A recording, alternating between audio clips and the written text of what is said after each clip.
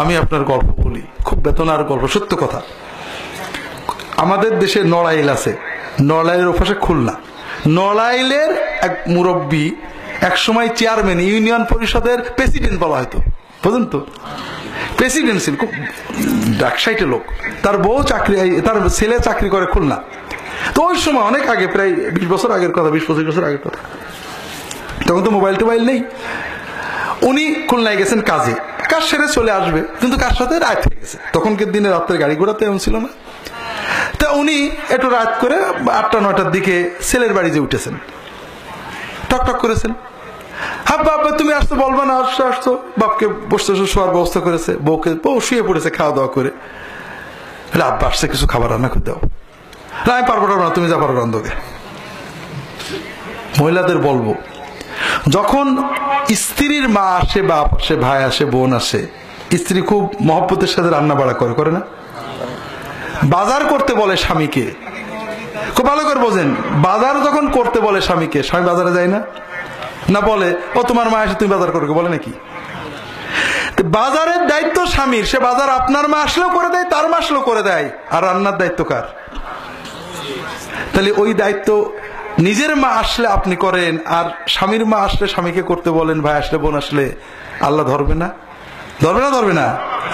সবচেয়ে বড়, আপনার স্বামীর আয়ু কমবে, বরকত নষ্ট হবে, ঠেকাতে পারবে না। যেটা বলছিলাম ভাইয়েরা, এখন বউ উঠলো না, এখন বউয়ের কাছে স্বামীরা সহায় না অসহায়? অসহায়। তো এখন বেচার এসে বলছে, আব্বা খেয়ে দিয়ে আসছো না, চলো হোটেলে যে খেয়ে আসি। প্রেসিডেন্ট মানুষ, টাকসাইটে মানুষ খেপছে, বলে না আমি খেয়েছি, তোর কিছু লাগবে না। উনি আসলে খাইনি। ছেলের বাসায় কেউ খেয়ে যায় নাকি? ছেলে অনেক বলেছে, এখন বউ ওঠে না, কি করবে? বাপ হোটেলে দেয় না, খাই আসি, লাগবে না, তুই যা তো ঘুমাতো, আমি ঘুমাচ্ছি। তো যাই হোক, বাপ শুয়েছে, ওরাও যে শুয়েছে।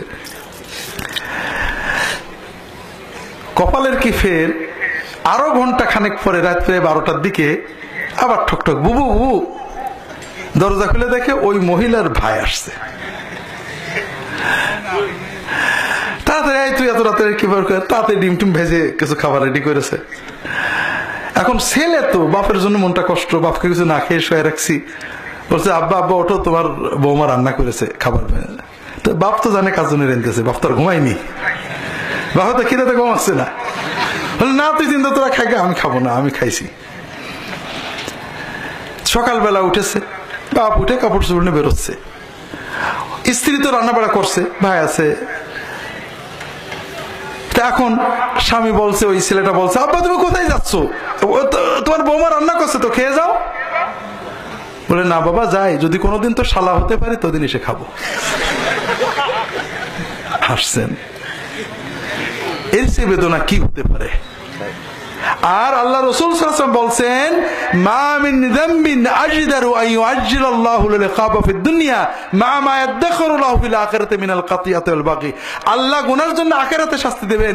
কিছু কিছু গুনাহ আছে যার জন্য দুনিয়ায় আল্লাহ দ্রুত গজব দেবেন। তার একটা হলো জুলুম করা, আর একটা হলো পিতামাতা, আত্মীয় স্বজনের সম্পর্ক নষ্ট করা।